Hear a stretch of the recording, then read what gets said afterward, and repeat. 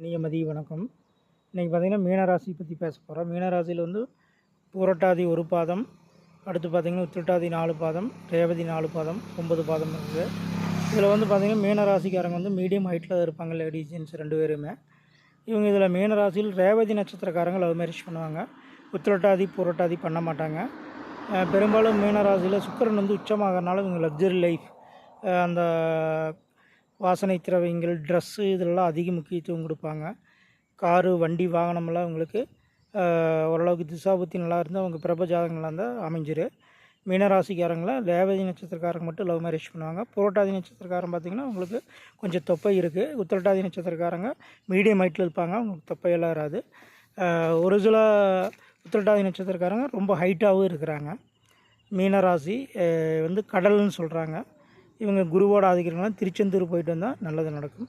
நன்றி, தேங்க்யூ. என்னோடய channel subscribe பண்ணுங்கள், லைக் பண்ணுங்கள்.